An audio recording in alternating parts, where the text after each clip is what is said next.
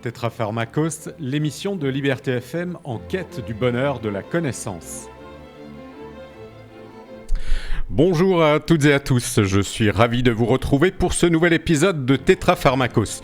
Aujourd'hui, nous allons nous intéresser à l'une des périodes les plus fascinantes de l'histoire romaine, ce moment de bascule où la République s'efface peu à peu pour laisser place à l'Empire sous l'autorité d'Auguste. Un temps de bouleversement politique, mais aussi d'une extraordinaire effervescence culturelle.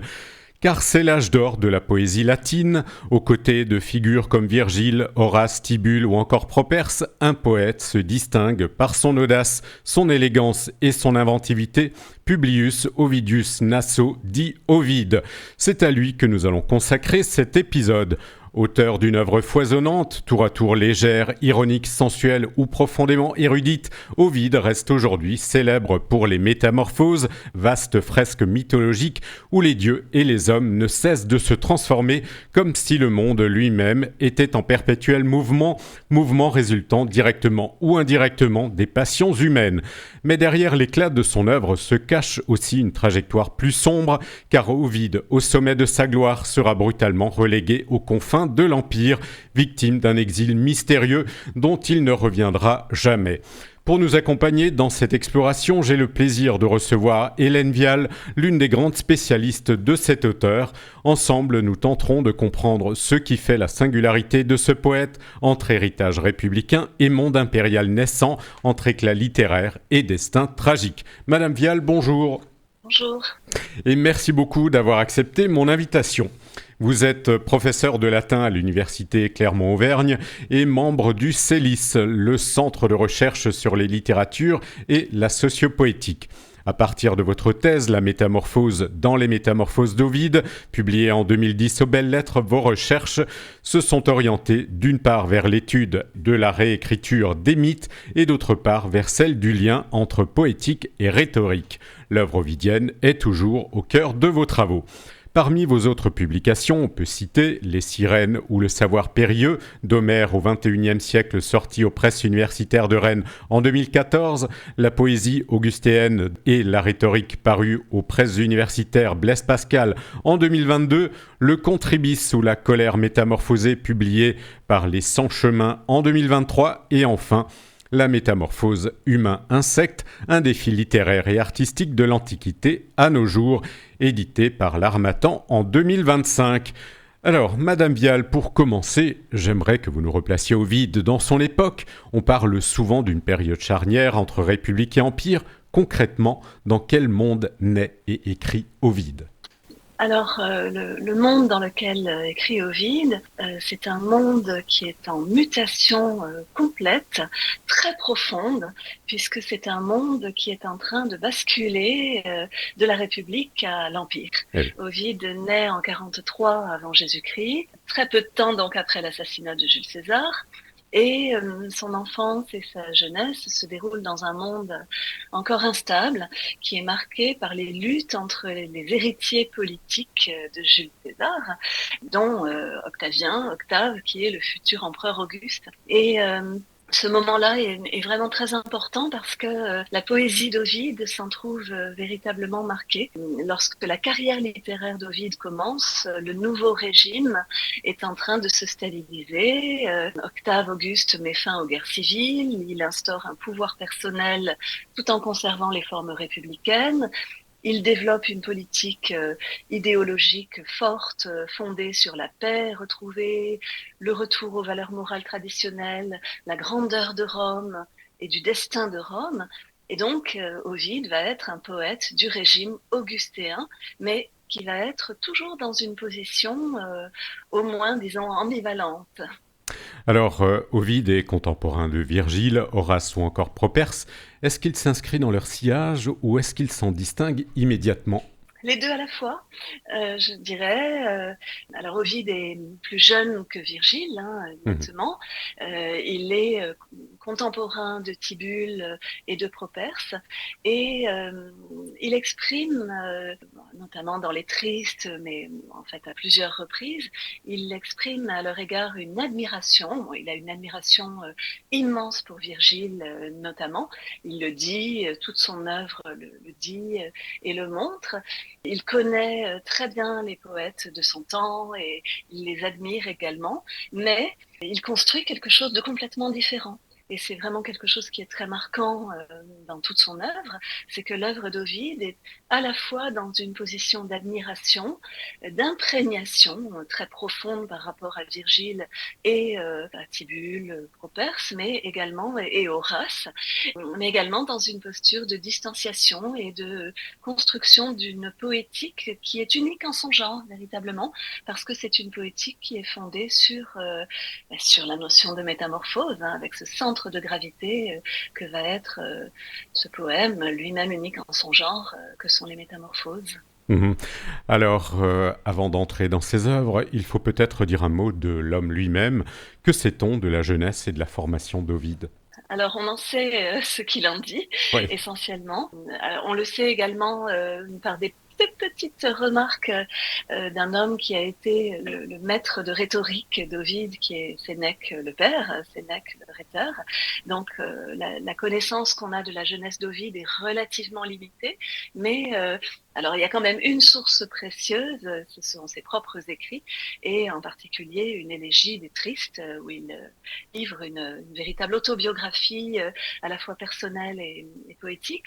Donc, ce qu'on sait, c'est qu'il est né en 43 avant Jésus-Christ à Sulmone, qui est une petite ville des Abruzzes à l'est de Rome. Mhm. Il insiste lui-même sur ses origines. Il est né dans une famille de rang équestre, c'est-à-dire une classe aisée, mais pas sénatoriale, Mhm. dans un environnement stable, plutôt privilégié. Il appartient donc à une forme d'élite sociale qui peut accéder à une éducation supérieure, mais sans être directement engagé dans les plus hautes responsabilités politiques. Et alors on sait il a reçu une éducation rhétorique de haut niveau, Mhm. comme tout jeune homme de son rang. Hein. Il a été envoyé à Rome pour suivre une formation complète de rhétorique auprès de maîtres renommés, dont Sénèque le rhéteur. Mhm. Il pratique donc les exercices de déclamation, ça se voit beaucoup dans son œuvre d'ailleurs. Et ce qu'il raconte, c'est que son père voulait qu'il fasse une carrière publique, une carrière juridique ou politique, mais Ovide dit que lorsqu'il essayait d'écrire en prose, les mots lui venaient en vers, et Mhm. que donc il a eu une inclination précoce, irrésistible pour la poésie. Donc il y a eu une tension relative, hein, qui apparaît très tôt avec le modèle paternel et un jeune homme qui se montre réticent face au désir de son père pour lui. Son père lui dit que cette vocation poétique, c'est quelque chose qui est peu utile. Et Ovide rapporte ses reproches de son père ou ses réticences de Ah son oui. père, mais aussi son incapacité à y céder. Et donc, il tente de suivre la voie attendue, mais il abandonne rapidement. Donc, dès la jeunesse, on a cette tension essentielle, hein, qui marque une distance vis-à-vis de ce qu'on attend de lui, des normes sociales dominantes peut-être. Il y a aussi une ouverture par un voyage, comme beaucoup de jeunes hommes, de jeunes gens de son rang, un voyage de formation, un séjour à Athènes, passage en Asie mineure, en Sicile, où il approfondit sa culture, notamment grecque, sa formation littéraire, philosophique, et où il s'inscrit dans une tradition d'éducation, disons, entre guillemets, Mhm. cosmopolite. Oui. Une brève carrière administrative avec quelques fonctions publiques assez mineures, et puis il abandonne rapidement cette voie pour se consacrer entièrement à la poésie. Et là, il va s'insérer rapidement dans les milieux littéraires de Rome, il va fréquenter les poètes, et notamment les poètes élégiaques. Mhm. Il va être proche de cercles influents, et puis il commence à publier très tôt, avec les Amours en particulier, et donc il devient très jeune finalement un poète reconnu. Mhm. Voilà.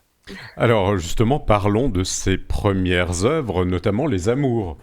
Alors, les Amours sont une œuvre. Alors, toutes les œuvres d'Ovide sont écrites en distique élégiaque. Oui. Donc, ce sont des œuvres toutes les œuvres, sauf les Métamorphoses, bien sûr, qui sont en hexamètre dactylique. Oui. Et les débuts littéraires d'Ovide s'inscrivent dans le genre de l'élégie amoureuse. Dites-nous justement ce qu'est un distique élégiaque. Alors, le distique élégiaque, c'est une forme métrique qui est constituée de 2 vers, un hexamètre dactylique et un pentamètre dactylique. Et donc, en gros, un vers de 6 pieds et un vers de 5 pieds. Mmh. C'est une forme qui est très intéressante parce que elle se constitue donc d'un vers long et d'un vers plus court. Et vous avez comme ça une sorte de pulsation qui s'installe dans la répétition des distiques élégiaques. Et la critique a pu montrer que cette pulsation contribuait à l'expression des sentiments, qu'ils soient d'ailleurs réels ou complètement fictifs. D'ailleurs, c'est pas ça qui est important, mais c'est une forme qui se prête particulièrement bien à l'expression d'un jeu, là encore réel ou fictif, peu importe, et de toutes sortes de sentiments. À l'origine, l'écriture élégiaque peut servir à tout. Elle peut servir à tout dire, à dire toutes sortes d'affects, Mmh. mais il y a une stabilisation qui se produit à l'époque d'Ovide autour d'une inspiration amoureuse, d'un discours amoureux. Mmh.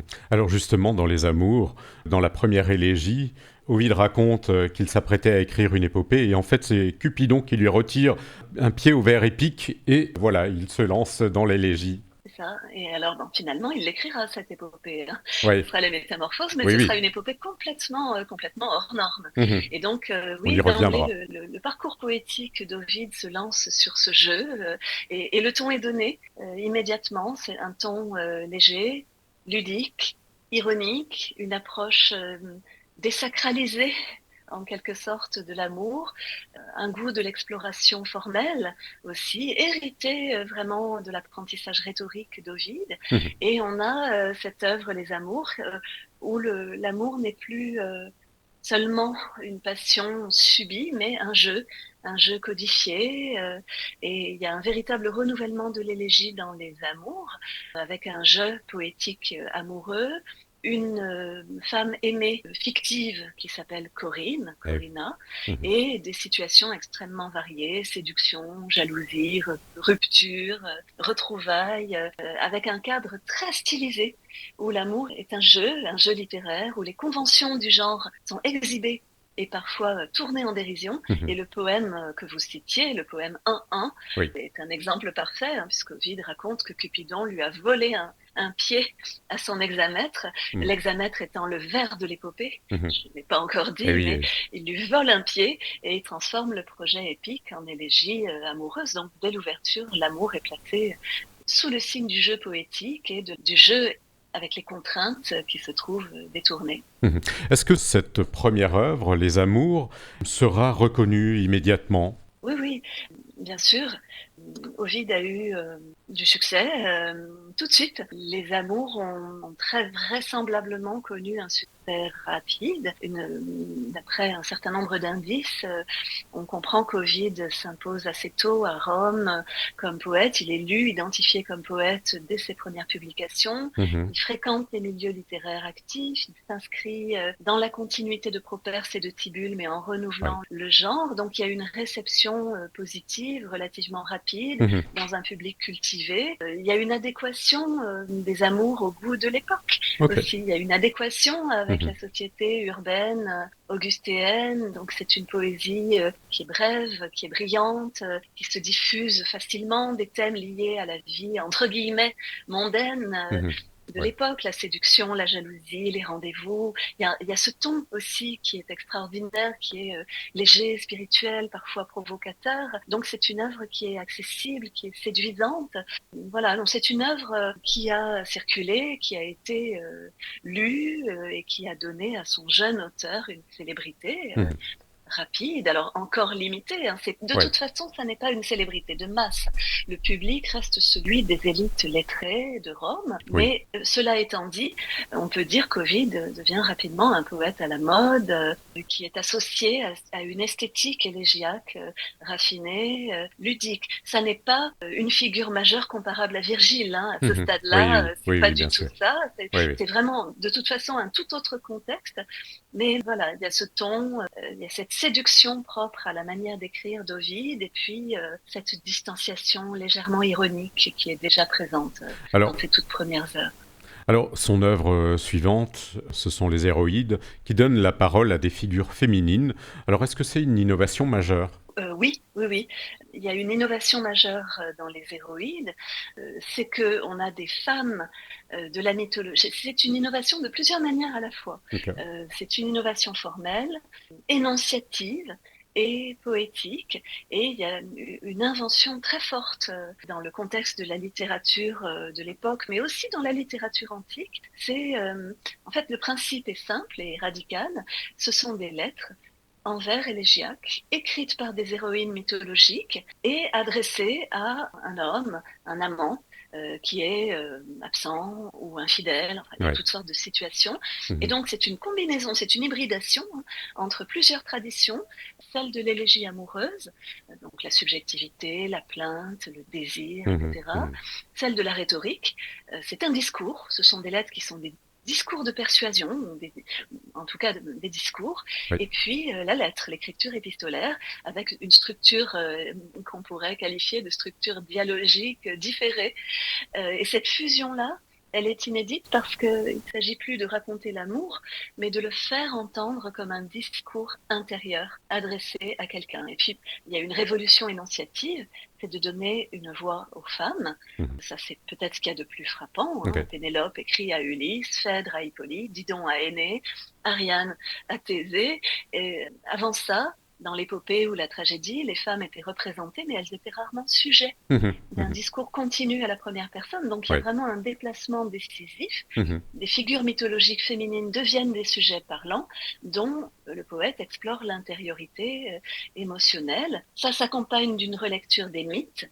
Il y a une véritable reconfiguration des mythes avec un déplacement de point de vue. Bon, ce qui est frappant, par exemple, c'est Didon, entre Didon chez Ouais. Virgile, Ouais. qui est intégré à une logique politique liée à la fondation future de Rome, etc. Ouais. Et Didon chez Ovide, qui devient une femme abandonnée, qui argumente, qui accuse, qui supplie. Voilà. Il y a Mhm. aussi une grande sophistication rhétorique dans ces lettres qui sont construites comme des discours argumentatifs. Ces héroïnes sont de véritables oratrices et l'élégie devient un espace de performance discursive avec les héroïnes. Et puis, il y a une exploration de toutes les facettes de l'amour, de tous les paradoxes de l'amour. C'est une œuvre qui gravite entièrement autour de l'absence, autour du décalage entre la parole et la réalité, autour de l'impossibilité de répondre. Mhm. Donc, Ouais. c'est ça qui est très fort aussi, c'est que ces Mhm. lettres supposent un destinataire, Oui. mais c'est un destinataire qui ne répond pas, en Mhm. tout cas dans les 15 premières lettres, mais les 6 autres ont été ajoutées Oui. par Ovide beaucoup Mhm. plus tard. Mhm. Mhm. Et donc, dans les 15 premières, on a ce destinataire Ouais, qui ne ouais. répond pas, et il y a ce silence terrible qui envahit complètement l'espace de la lettre, et ça, c'est très très beau. Mhm. Alors, une autre œuvre qui va jouer un rôle fondamental, on en parlera, c'est l'art d'aimer. Oui, oui, absolument. C'est un ton beaucoup plus provocateur, en fait, dans l'art d'aimer. Oui, oui, oui. Alors, la provocation, c'est quelque chose qui est présent dans toute l'œuvre d'Ovide et qu'on peut déjà sentir dans les amours et dans les héroïdes. Mais là, avec l'art d'aimer, il y a quelque chose d'autre encore, c'est que Ovide ne se contente plus d'explorer l'amour, il en propose une théorisation Mhm. ironique Ouais. et aussi systématisée, puisque c'est une ars, c'est-à-dire que c'est au fond un traité ou plutôt un manuel d'amour. Et ça, c'est vraiment un moment décisif dans l'œuvre d'Ovide et puis aussi dans la poésie latine, parce que c'est un prolongement des amours et des héroïdes, mais Mhm. avec un changement d'échelle et de type d'écriture, parce qu'on n'est plus dans le vécu amoureux, on est dans une codification Mhm. des pratiques. L'amour devient un objet de savoir. Donc il y a vraiment une position stratégique de l'art d'aimer parce que cette œuvre synthétise la période élégiaque d'Ovide, tout en préfigurant la maîtrise formelle qui sera celle des métamorphoses. Et Ovide affirme pleinement à la fois sa virtuosité, son goût du détournement, sa posture d'auteur, et il étend son domaine poétique en quelque sorte en appliquant le modèle du traité didactique à l'amour. Donc c'est vraiment un geste assez décisif parce que ça rapproche l'amour d'autres artes, d'autres arts au sens de Manuel, Ouais. comme il pouvait y en avoir pour l'agriculture, pour la rhétorique, La pour la techné. guerre, Oui, oui. la techné, voilà. Et là, c'est la passion amoureuse, c'est l'amour qui devient une technique transmissible, une sorte. Et puis l'élégie se transforme aussi du même coup.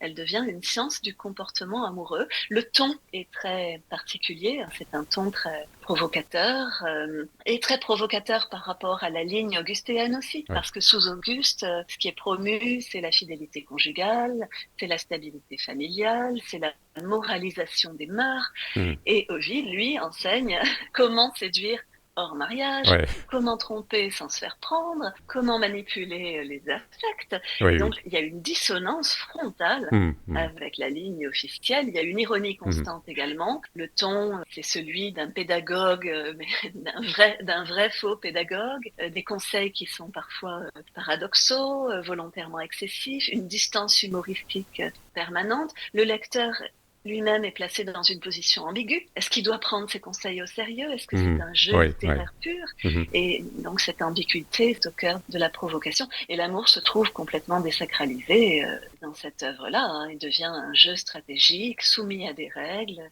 maîtrisable. On est dans le technique et le ludique à la Mhm. fois. Et puis surtout, peut-être, on est dans une mise en scène des corps et du désir. On a les lieux de rencontre, le théâtre, le cirque, les techniques de Et oui, séduction. c'est ça. On a la place des femmes aussi dans l'art d'aimer. Et donc, on est complètement immergé dans la Rome d'Ovide, dans la Mhm. Rome de Mhm. l'époque, avec tous ses codes sociaux, mais aussi avec toute sa sensualité, avec tous les désirs, toutes les passions qui l'animent. Et donc, c'est vraiment, tout Ovide est là d'une certaine manière. On a ce règne des passions qui sera le centre de gravité des métamorphoses. Donc, c'est vraiment une œuvre totalement originale, totalement singulière, avec une esthétique de la transgression contrôlée Ouais. et du décalage, de l'ambivalence et du corps, du désir et du règne des passions, provocation très intelligente. Alors, avant d'arriver aux métamorphoses, est-ce qu'on pourrait écrire un traité comme l'art d'aimer aujourd'hui? Euh, Je ne sais pas, c'est une bonne question. L'époque a tellement changé, mais cela dit, l'époque actuelle ne cesse de redécouvrir Ovide et d'écouter les leçons d'Ovide en quelque sorte. On pourrait peut-être écrire aujourd'hui un équivalent de l'ère d'aimer, mais pas sur le même mode. Mhm. Et pas sans une transformation profonde. Ce qui pourrait être peut-être reconduit, c'est l'idée, le geste intellectuel et poétique d'Ovide de formaliser le désir sous la forme d'une ars, de traiter l'amour comme un ensemble de pratiques, de stratégies, de codes sociaux. Ça existe en fait aujourd'hui sous Oui. d'autres formes. Hein. Il y a tout Mhm. un discours aujourd'hui sur la séduction. Alors ça prend par exemple des formes de coaching, de Ouais. psychologie, de sociologie, Mhm. d'analyse des interactions aussi. On pourrait essayer, je ne me lancerai pas là-dedans, mais on pourrait essayer de faire des liens avec les applications de rencontres, avec les réseaux Mhm. sociaux. Ouais. Mhm. Il y a toute une codification implicite ou pas des comportements amoureux. Donc peut-être qu'aujourd'hui, on peut encore écrire un art d'aimer en tant que mise en forme critique des pratiques amoureuses Mhm. contemporaines. Ouais. Il y a quelque chose d'extrêmement fécond encore aujourd'hui dans le dispositif ovidien, c'est cette idée de traiter légèrement quelque chose de sérieux dans Mhm. une forme sérieuse. Et donc avec ce ton pseudo-scientifique, mais qui en fait est plein de détournements, d'écarts et d'ironie. Ça, c'est parfaitement transposable aussi. Et puis, il y a cet aspect de mise à nu des conventions sociales. Et ça pourrait un art d'aimer moderne, Ouais. contemporain, pourrait être fait comme ça, analyser les, entre guillemets, les scripts amoureux contemporains, Mhm. en révélant les implicites, en Ouais. interrogeant Ouais. les normes, etc. Après, il y a toutes sortes de choses qui ne seraient plus possible Eh oui, aujourd'hui parce que il y a la question du consentement, bien bien sûr. sûr, il y Eh a oui. les rapports de genre qui ont profondément évolué, et puis il y a ce contexte historique et le fait qu'il y a une provocation dans l'art d'aimer qui est directement liée à Auguste, au contexte augustéen, à la Mhm, ligne augustéenne. Donc je pense qu'un art d'aimer d'aujourd'hui serait assez différent, mhm.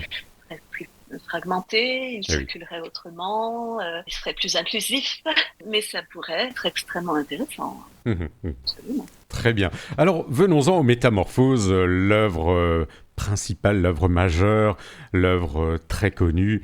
Alors, comment est-ce qu'on pourrait présenter simplement les Métamorphoses à quelqu'un qui ne les a jamais lues? Alors, j'ai essayé de le faire quand j'ai préfacé la traduction par Marie Cossnet des Métamorphoses, Mhm, des éditions de l'Ogre, puis maintenant livre de poche. Je pense que le socle des Métamorphoses, c'est un monde en transformation permanente. C'est un poème qui raconte des histoires mythologiques autour d'un thème unique qui est la transformation, et en particulier la transformation des corps. Donc, si je devais définir les métamorphoses en une phrase, je dirais que c'est une épopée, mais une épopée complètement hors norme, qui raconte des histoires où des êtres humains, dieux, animaux changent de forme. Voilà, cette œuvre on le fait en 15 livres. Il y a plus de 200 ou 250 même récits de métamorphoses, oui. histoires de métamorphoses, avec un arc temporel qui est à la fois vrai et faux, Mhm, qui va du chaos originel ouais. jusqu'à l'époque d'Ovide, c'est-à-dire l'époque aussi d'Auguste. Eh Donc oui. c'est une histoire du monde, mais racontée à travers des transformations. Et quand on dit histoire, il faut bien se rendre compte que c'est une histoire historique, mais aussi et surtout mythologique. Eh oui. Je pense que l'un des traits les plus saillants des métamorphoses, c'est ce mélange entre mythe et histoire, avec un principe central qui est la métamorphose et une succession d'histoires qui sont reliées moins par une trame chronologique, puisque par définition les mythes se situent hors temps, Oui. que par ce motif de la métamorphose. Alors, en fait, ça commence, comme vous l'avez indiqué, par une cosmogonie, le chaos Oui, originel. c'est ça. Donc Ovid nous raconte l'histoire du monde et il commence, après un préambule très court puisqu'il fait Mhm, 4 vers, on est tout de suite dans un récit des origines du monde et le poème commence avant toute chose organisée par le chaos. Il n'y a ni ciel, ni terre, ni mer. Tout est confondu dans une masse informe appelée chaos. Et alors le chaos chez Ovid, c'est pas un état violent. Il ne le présente pas comme ça. C'est plutôt un mélange indistinct, une matière sans forme, une absence de séparation, et il va falloir mettre en ordre ce chaos originel, et donc il y a un principe divin qui n'est pas nommé, qui intervient et qui mhm. va séparer les éléments, organiser l'univers, et on voit apparaître le ciel, la terre, la mer, et puis les 4 éléments, et la création progressive du vivant. On voit apparaître les astres, Mhm, les animaux, et puis finalement l'homme. Alors cette cosmogonie, elle n'est pas neutre, bien sûr, elle annonce tout le reste parce que mhm, eh oui. elle met en place l'idée essentielle du poème qui est que le monde naît d'une transformation, que le monde n'est que transformation. Donc c'est pas seulement un début, c'est un modèle général. Tout le reste du poème va répéter ce principe et toutes les métamorphoses qui vont être racontées vont être une variation de ce premier passage de l'informe à la forme, d'une forme à une autre. Donc cette première transformation donne le modèle de tout le poème qui va ensuite enchaîner des récits où les êtres vont changer de forme. Mhm. Alors, on a bien sûr l'apparition de l'homme, les 4 âges, et l'apparition de la violence, qui est intrinsèque à l'homme, on va dire, et tout ça va être détruit d'abord par un déluge, et ensuite par le feu avec Phaéton. Alors, le déluge, est-ce qu'il est inspiré des récits hébreux, ou d'où vient ce récit du déluge? Alors, les récits de destruction du monde, il y en a partout, en fait. Il y en a dans toutes les mythologies Oui, du monde, oui, dans oui. toutes les cultures. Alors, ça prend des formes différentes. Ça peut être l'eau, ça peut être le feu. Alors, ici, c'est le luxe, Oui. puisqu'on a les deux. Alors, le récit ovidien du déluge s'inscrit dans une tradition grec, qui est bien attesté, qui est présent dans des textes antérieurs. Mais effectivement, on peut trouver des ressemblances avec d'autres récits. Ouais. On peut faire des parallèles avec l'histoire de Noé. Voilà. Mais en fait, ce thème du déluge, c'est un thème qui est très ancien, qui est très largement diffusé, et on le retrouve dans les mythes mésopotamiens, Oui, bien sûr. on le trouve dans l'épopée de Gilgamesh. Ce sont des récits qui sont antérieurs pour certains, très antérieurs Mhm. à la fois au texte biblique et à la tradition grecque classique. Oui. C'est un motif mythologique partagé, on peut le dire comme ça, qui est probablement lié à des souvenirs de catastrophes réelles, mais qui est lié bien plus profondément à une structure symbolique, sans doute qualifiable d'universelle, de destruction et de régénération. Donc, ce sont des ressemblances en fait structurelles, mais qui ne sont pas de nature intertextuelle. Et puis, bon, même chose pour la destruction par le feu. Ça renvoie à une idée cosmologique antique, d'une alternance possible aussi entre la destruction par l'eau et par le feu. Mhm. Et là, on peut faire des rapprochements philosophiques. Oui. La notion d'embrasement universel, c'est quelque chose qu'on trouve dans le stoïcisme, Oui. l'ekpurosis, Eh oui. l'embrasement Eh oui. universel, l'embrasement du monde. Eh oui. Donc, ces épisodes-là chez Ovide, on peut les relier à d'autres épisodes dans d'autres mythologies. On peut en retrouver des origines dans des traditions grecques, notamment littéraires, philosophiques. Là. Mais ce qui est important surtout, c'est que chez Ovide, ces épisodes-là participent de la logique profonde du poème, c'est-à-dire destruction, transformation, Mhm. recomposition, avec ce monde qui est toujours susceptible d'être défait, d'être refait autrement. Et donc, ce qui est important, c'est la manière dont ces motifs entrent dans la narration ovidienne et ont une fonction très précise dans cette narration fondée sur le principe de métamorphose. Est-ce qu'il y a une vision tragique de la vie dans ces métamorphoses? Certains l'ont dit. Est-ce que les métamorphoses proposent une vision tragique de la vie? Oui et non. Je pense que c'est une réponse qui demande de la nuance. Mhm. Il y a une dimension tragique dans les métamorphoses d'Ovide, Oui. mais ça n'est pas une œuvre tragique au sens strict. Mhm. C'est plutôt, je dirais, une vision instable, souvent cruelle du monde, où le tragique coexiste avec d'autres tonalités. Alors, il y a des épisodes, il y a des récits qui sont profondément tragiques. Il y a de nombreux épisodes qui relèvent clairement du tragique. Par exemple, des épisodes de violence divine. Actéon puni pour avoir Eh vu oui. Diane nue. Eh oui. Il y a des épisodes d'amour destructeur, comme Mira. Mhm. Mira, amoureuse de son père. Voilà, il y a des punitions disproportionnées. Oui. Niobé qui perd tous ses enfants, etc. Donc il y a des caractéristiques typiquement tragiques sur la justice divine ou l'injustice des dieux, Mhm. la notion de faute, de châtiment et bien sûr la souffrance qui caractérise beaucoup, beaucoup d'épisodes. C'est un monde qui est souvent impitoyable. L'empreinte tragique et les lectures tragiques d'Ovide sont très perceptibles dans certains épisodes. Mhm. Ovide Oui, lui-même oui. avait écrit une tragédie, on le sait, Eh oui. une Médée, qui avait eu beaucoup de succès, et donc un Tilien dit que c'était une pièce très, très réussie, mais Qui est malheureusement perdu. qui est malheureusement perdu, oui, absolument. Mais ce qu'il n'y a pas dans les métamorphoses, c'est l'idée de fatalité, par exemple. Il n'y a pas de destin structuré, il n'y a pas de... La catastrophe peut venir du hasard, elle peut venir du désir, elle vient la plupart du temps du désir, d'une passion. On est dans quelque chose qui est beaucoup plus diffus que dans la tragédie grecque et romaine. Puis il y a ce motif de la métamorphose qui est... la métamorphose marque une perte d'identité, perte d'humanité, par exemple. Mhm. Elle vient figer une souffrance, mais elle permet aussi une autre forme de vie.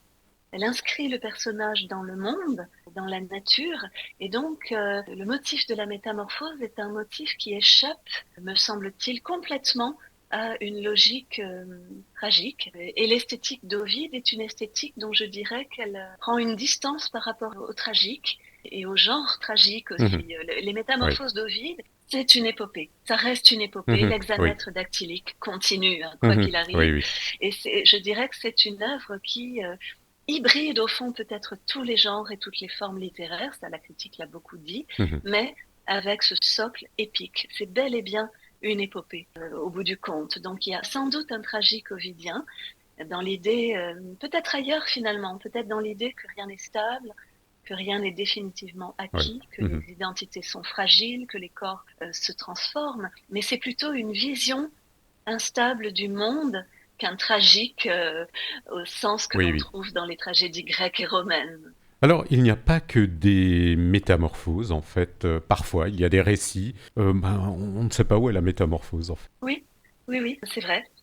J'étais partie de là d'ailleurs dans mon Oui, étude de la métamorphose, oui. dans les métamorphoses d'Ovide. J'avais voulu partir de ces récits où la métamorphose n'a pas lieu Mhm. parce qu'il me semblait que c'était très révélateur. On a tendance à penser que dans ce poème, chaque récit aboutit à une transformation, mais ce n'est pas systématique et ces exceptions sont très parlantes. Il y a des épisodes majeurs qui ne débouchent pas sur une Eh métamorphose. oui. Il y a des morts violentes, il y a des catastrophes sans résolution, entre guillemets, Mhm.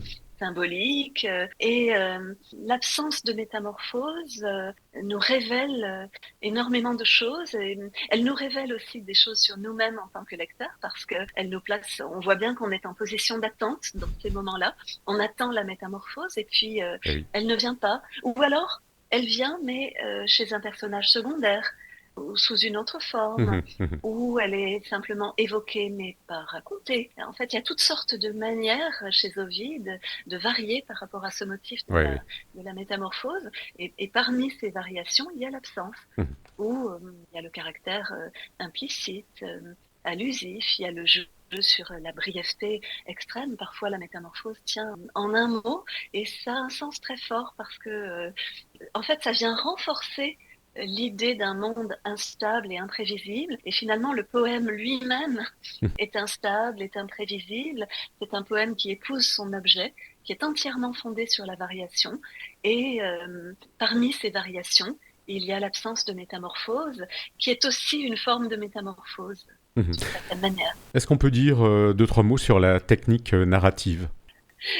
Bien sûr, alors ça demanderait sans doute du temps parce que Oui. la technique narrative a été abondamment étudiée selon les critères aussi des différentes époques Oui. critiques, y Eh oui. compris le structuralisme, etc. Et la force des métamorphoses, c'est justement d'échapper, je pense, à tous les cadrages théoriques trop rigides. Il y a une manière de raconter chez Ovide qui donne l'impression d'un flux continu. Il Mhm. le dit d'ailleurs dès le Oui, oui. prologue Mhm. Mhm. du poème, hein, tout en multipliant constamment les formes, les points de vue, le régime des voix également, le régime narratif en ce sens qu'il y a des récits dans le récit, et puis des récits dans le récit, dans Eh le oui, eh oui, récit, eh oui, eh oui. etc. Bon, donc le principe fondamental, c'est la continuité. Il parle dans le prologue d'un perpetuum carmen. Il Mhm. annonce son projet qui est Oui, oui. un poème continu avec un enchaînement fluide d'histoires, une chaîne ininterrompue d'histoire. Ça donne notamment un art des transitions qui est tout à fait extraordinaire. Les histoires sont reliées entre elles par toutes sortes de procédés extrêmement différents, y compris parfois, là encore, l'absence de transition. Mhm. Il y a aussi parfois délibérément des transitions abruptes et bon, Ovide excelle vraiment dans cet art de la transition imperceptible ou exhibé au contraire ou volontairement absent. Il y a un régime, je le disais, de récits enchâssés Mhm. et de mise en abîme. Il y a beaucoup, beaucoup d'histoires dans l'histoire. C'est flagrant dans Oui. l'épisode d'Orphée. Orphée qui va chanter une série de mythes Mhm. pendant des dizaines Oui. et des centaines de vers. Ça crée une structure très complexe qui est aussi bien sûr une structure très réflexive. On voit bien qu'avec tous ces narrateurs démultipliés, le poème nous parle aussi de l'acte même de raconter Eh oui. et de la manière dont on raconte. Il y a beaucoup de grandes variétés de rythmes narratifs aussi qui créent une imprévisibilité constante. Il y a un jeu avec les focalisations, avec les points de vue, avec les perspectives. Mhm. Il y a vraiment une esthétique de la transformation narrative finalement. La technique narrative va imiter l'objet même du poème et on va avoir un récit qui ne cesse de se transformer comme les personnages, comme le monde dont il parle, avec une logique qui est non linéaire. Oui, il y a un ordre global qui va du chaos Oui, originel oui. au temps d'Auguste, mais Mhm. à l'intérieur de ça, il y a des Oui, oui. détours, des retours en arrière, Mhm. il y a des variations, il y a cette souplesse extraordinaire du récit. Donc, c'est tout ça qui produit l'effet unique de ce texte, qui est un récit en mouvement constant, qui se transforme sans cesse, exactement à l'image du monde qu'il nous raconte. Mhm. Alors, vous avez évoqué Orphée. Vous dites dans votre livre qu'on pourrait voir un double d'Ovide dans ce personnage.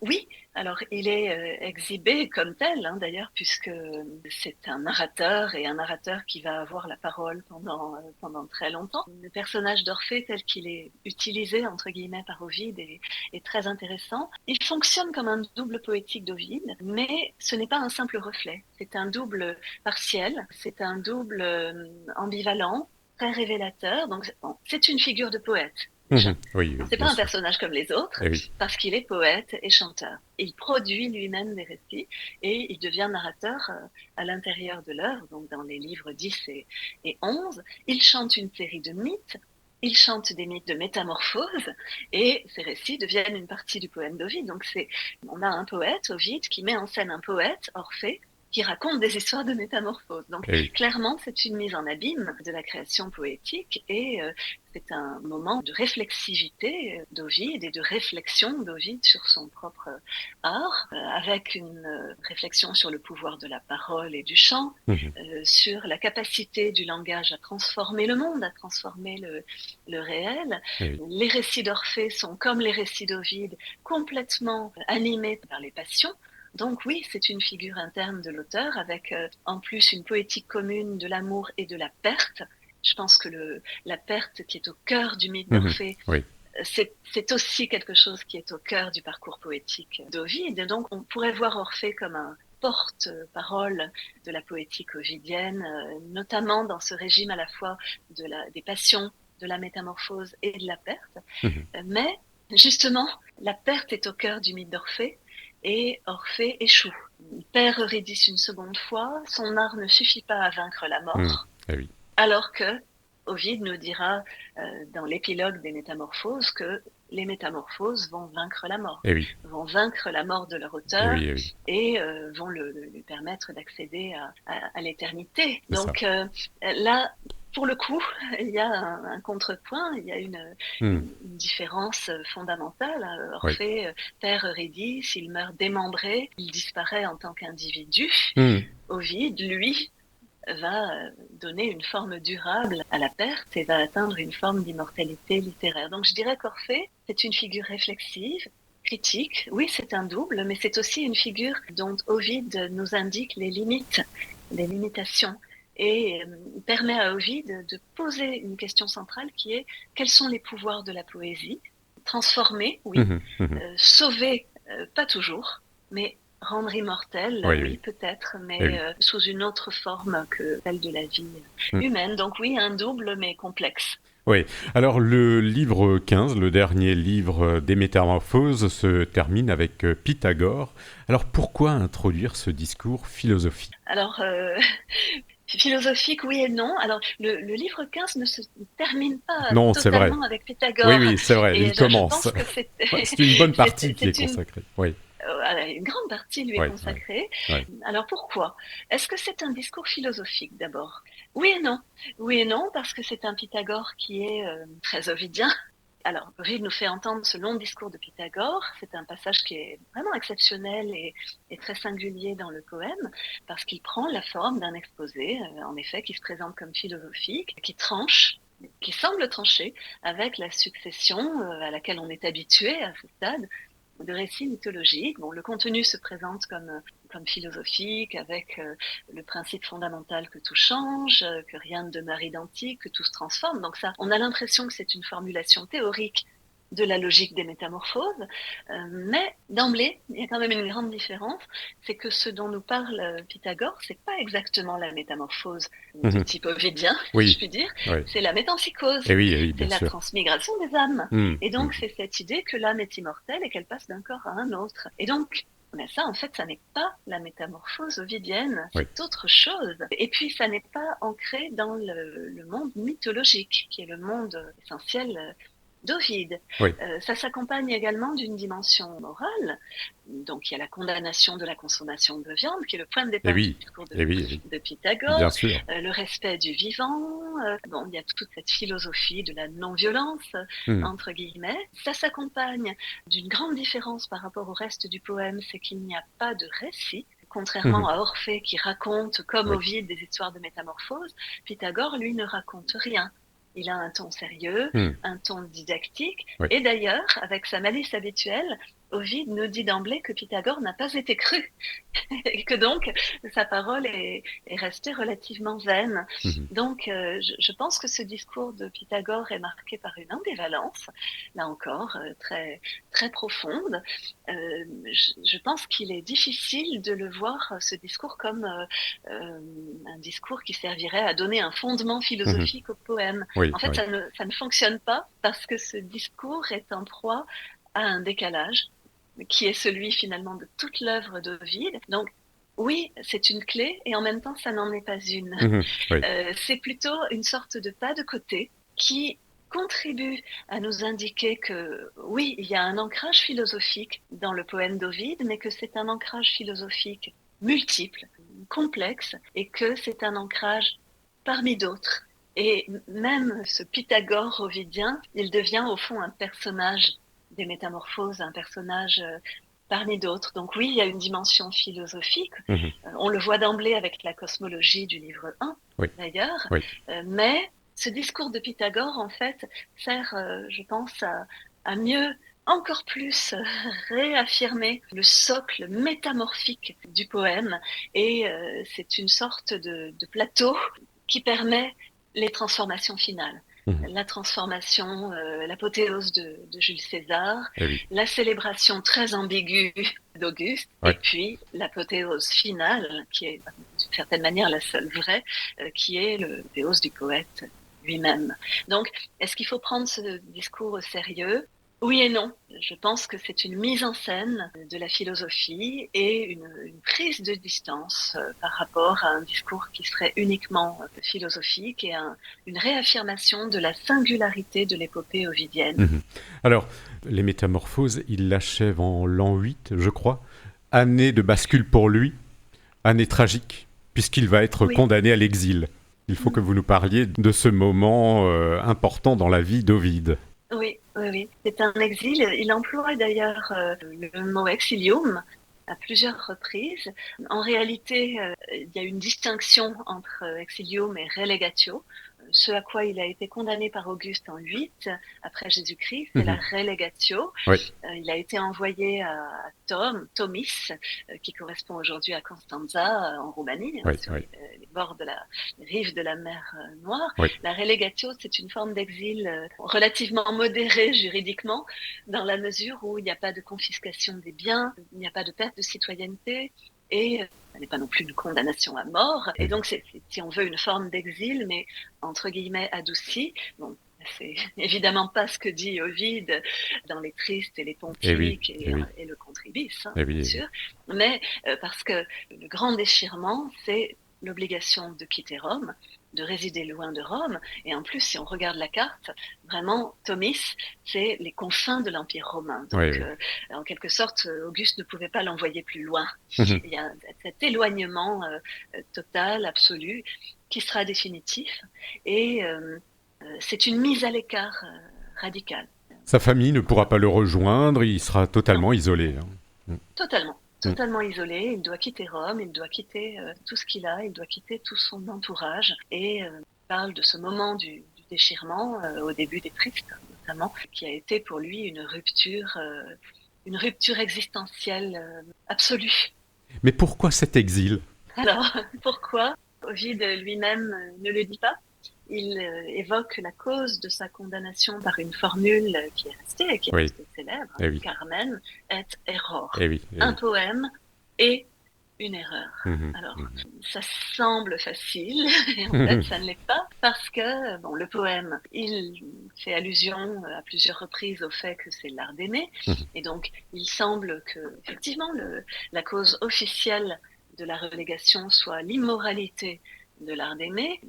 En réalité, Ça ouvre beaucoup plus de questions que ça n'apporte de réponses, parce que l'art d'aimer avait paru des années avant, Mhm. et déjà cet écart Eh oui, eh oui. temporel pose question. Mhm. Et bon, est-ce que cette œuvre était vraiment contraire à la politique morale d'Auguste, en valorisant la séduction, l'adultère, en se mettant donc en contradiction avec les lois augustéennes sur le mariage et la moralité? Alors oui, oui, d'accord, mais il y a quand même toutes ces années qui se sont écoulées entre l'art d'aimer et la décision d'Auguste de reléguer Ovide. Donc c'est à la fois vrai et faux. Et si on regarde du côté de Ouais, l'erreur, eh oui. c'est vraiment le point obscur. Ovide reste volontairement vague. Il parle d'une faute, mais pas d'un crime. Il évoque quelque chose qu'il a vu et qu'il n'aurait pas dû voir. Et il est probable qu'Ovide a été impliqué dans quelque chose qui était lié au prince, qui était Ouais. lié à Auguste. Mhm. Alors, est-ce que c'était un scandale lié à la famille impériale? Est-ce que c'était la connaissance d'un secret compromettant? Mhm. Est-ce que c'était politique? Moi, j'ai beaucoup travaillé, moi, comme tous les Oui, oui. spécialistes d'Ovide, j'ai travaillé sur cette question. Il me semble, au bout du compte, et j'ai essayé de le dire dans la conclusion de mon livre sur le contrivis d'Ovide, Mhm. Oui. que c'est une faute, que la faute d'Ovide est une faute de nature à la fois politique et poétique, et que en fait les deux vont de pair, les deux sont Ouais. inséparables Mhm. chez Ovide. Je pense que le centre de gravité de cette provocation d'Ovide, c'est en fait les métamorphoses, avec la vision Ah oui. très provocatrice et audacieuse du monde que les métamorphoses présentent, Mhm. un monde Mhm. qui est fondé non pas sur la stabilité mise en avant par Auguste, mais sur l'instabilité de tout, et Ouais. donc sur l'instabilité également de Rome et l'instabilité des régimes politiques. Et je pense que cette faute de nature à la fois poétique et politique, elle a tout à voir avec Auguste lui-même, Mhm. avec l'idéologie augustéenne, avec la Ok. distanciation fondamentale prise par Ovide par rapport à cette ligne politique et idéologique augustéenne. Je pense que concrètement, le lien, il est avec la question de la succession d'Auguste. La question D'accord. de la succession d'Auguste a été extrêmement complexe, bon, pour Auguste lui-même, qui a Mhm. perdu successivement les personnes auxquelles il pensait pour lui Ouais. succéder et qui a Mhm. finalement dû choisir, entre guillemets, Tibère. C'est un choix contraint, disons. Et il semble que la relégation d'Ovide soit liée, si on cherche la cause strictement politique, à cette question de la succession d'Auguste et peut-être à la préférence d'Ovide, comme de bien d'autres personnes d'ailleurs, Mhm. pour Germanicus contre Tibère. Voilà. Mais en fait, c'est un mélange et ce mélange, je pense qu'on le trouve de manière finalement assez pure, assez brute quand on lit les métamorphoses. Et les métamorphoses en elles-mêmes sont un geste de distanciation radicale et au fond un geste politique par Mhm. rapport à Auguste. Oui. Alors les métamorphoses vont connaître une grande fortune, hein, puisque on va continuer à le lire au Moyen Âge et à la Renaissance. Alors il y aura un Ovide moralisé. Est-ce que vous pouvez nous dire juste deux mots sur l'Ovide moralisé de la fin du Moyen Ah, Âge? oui, oui, oui, oui. D'une manière générale, il y a une relecture médiévale des mythes, il y a une relecture Oui, oui, chrétienne bien des sûr. mythes. L'œuvre d'Ovide ne disparaît pas au Moyen Âge. De toute façon, l'œuvre d'Ovide n'a jamais disparu. Et ça, c'est vraiment un trait extrêmement saillant qui montre à quel point cette œuvre a un Mhm. impact Oui, universel. Et donc, au Moyen Âge, l'œuvre d'Ovide est réinterprétée. Et le texte le plus emblématique de cette réception, c'est l'Ovide moralisé, qui est une adaptation en ancien français oui. des Métamorphoses. C'est extrêmement développé, hein, qui est très longue, et qui s'accompagne d'un commentaire moral et allégorique systématique, avec chaque mythe qui est raconté puis interprété. Et donc, c'est cette idée cette idée de moraliser le mythe et de passer de la fable païenne à la vérité chrétienne. Donc, on a les récits d'Ovide qui sont rendus peut-être avec de gros guillemets acceptables grâce à une lecture allégorique avec un Dieu qui va devenir une figure de Dieu, une transformation qui va être porteuse d'un symbole Eh spirituel, oui, eh oui. avec une passion qui va faire l'objet d'une leçon morale. Et donc le texte va devenir un outil d'enseignement Mhm. chrétien. Mhm. Et bon, c'est très intéressant, hein, bien sûr. C'est la logique médiévale qui passe de la lecture littérale à la lecture morale et à Oui, la oui. lecture allégorique, donc souvent Eh chrétienne, oui, eh oui. avec toute une réflexion sur l'âme, le salut, Hmm, etc. eh oui. C'est vraiment intéressant parce que c'est un exercice d'admiration. Il y a une immense admiration au Moyen Âge pour Ovide et pour les textes antiques d'une manière générale, Mhm, mais il faut les rendre compatibles avec le christianisme. eh oui. Et donc l'allégorie permet à la fois permet de faire les deux, de Ouais. conserver le prestige d'Ovide et de neutraliser les éléments entre guillemets problématiques. Donc c'est vraiment une stratégie de réappropriation culturelle. Mais bon, c'est vraiment intéressant parce que ça montre l'impact considérable de l'œuvre d'Ovide. Et cet Ovide moralisé, il a eu à son tour un impact considérable. Mhm. Alors, pour finir, est-ce qu'aujourd'hui encore, qu'est-ce qui nous parle dans son œuvre aujourd'hui? Beaucoup de choses. Je serais presque tentée de dire tout. D'accord. Et en particulier dans le monde dans lequel nous vivons, qui Ouais. est un monde en proie justement à la transformation, à la violence, au doute. Il y a dans l'œuvre d'Ovide, et notamment dans les Métamorphoses, beaucoup d'éléments qui sont actuels. Il y a l'idée que tout change. Je pense Oui. vraiment, j'y reviens, hein, mais je pense que cette idée que tout change, c'est le point le plus universel au fond. Mhm, Cette idée mhm. des identités mouvantes, des transformations du corps, de l'instabilité du monde, dans le contexte actuel qui est marqué par des mutations sociales rapides, par la crise écologique, par des questionnements sur l'identité. Cette vision d'un monde sans fixité, c'est quelque chose qui résonne très profondément. Il y a la question de l'identité aussi. Oui. Les Métamorphoses, c'est un texte, et puis toute l'œuvre d'Ovide au fond, hein, jusqu'aux œuvres de la relégation. Ce sont des œuvres qui interrogent, qui demandent qu'est-ce que c'est qu'être soi? Qu'est-ce qui reste quand on change? Et ça, ça fait écho aux interrogations contemporaines sur l'identité, sur les expériences de transformation, sur les identités plurielles aussi, et même sur les réflexions sur le genre, par exemple. Cette idée d'identité non stable, voilà, il y a la réflexion sur le corps aussi. Le corps et ses limites, le corps qui n'est pas un donné immuable, mais qui est un lieu de tension. Ça rejoint des préoccupations contemporaines sur Mhm. le rapport au corps, Eh oui. sur la violence exercée sur les corps également. Je pense aussi que l'idée même de violence, c'est quelque chose qui nous parle aujourd'hui, avec peut-être l'articulation entre violence et justice, réflexion sur la justice et l'injustice. Eh oui. Les Métamorphoses montrent beaucoup de violences arbitraires, Mhm. des dieux injustes, des victimes sans aucun recours, des violences Eh systémiques, oui, eh oui. des rapports de pouvoir. Bien sûr. C'est un monde qui n'est pas rassurant et ça le rend très, Mhm. très actuel. Il y a ce qu'on disait aussi tout à l'heure à propos des héroïdes, mais c'est vrai dans toute l'œuvre d'Ovide Mhm. aussi, Mhm. le fait de donner une voix aux dominés, aux faibles, aux gens qui sont Eh oui. maltraités, Mhm. Mhm. marginalisés. Donc là, il y a Bien un sûr. terrain aussi très, très porteur. Et puis le pouvoir du récit, la littérature comme outil de transformation, une esthétique de l'ambiguïté aussi, je crois que ça nous parle profondément. Il y a cette méfiance d'Ovide pour les vérités uniques, il y a le goût Mhm. d'Ovide pour Oui. la complexité, l'ambivalence. Les récits sont toujours ouverts, tout reste toujours ouvert, le sens n'est jamais fixé. Là, je pense que dans le monde dans lequel nous vivons, c'est Ouais. quelque chose d'absolument fondamental. Parfait. Eh bien, c'est sur ces termes que nous allons conclure cet épisode de Tétrapharmakos. Un grand merci, Madame Vial, pour cet éclairage passionnant Merci à sur vous. Ovide, son œuvre et son destin à la fois brillant et profondément mélancolique. Si cette conversation vous a donné envie d'aller plus loin, chères auditrices, chers auditeurs, je ne peux que vous encourager à découvrir ou redécouvrir les travaux de mon invité qui permettent d'entrer avec finesse et sensibilité dans l'univers d'Ovide et plus largement dans la poésie latine de cette époque charnière. Quant à nous, nous nous retrouverons très bientôt pour un nouvel épisode. Nous avancerons de quelques siècles mais resterons au temps de l'Empire romain et resterons fidèles à ces moments de bascule qui font l'histoire. J'aurai le plaisir de recevoir Vincent Puech, maître de conférences en histoire ancienne à l'université de Versailles-Saint-Quentin en Yvelines, avec qui nous évoquerons la figure de Constantin Ier, un autre tournant majeur, cette fois au IVe siècle de notre ère. Et n'oubliez pas, Tétrapharmakos, c'est comprendre et s'en réjouir. Merci beaucoup, Madame Vial, et au revoir. Merci à vous. Au revoir. Au revoir.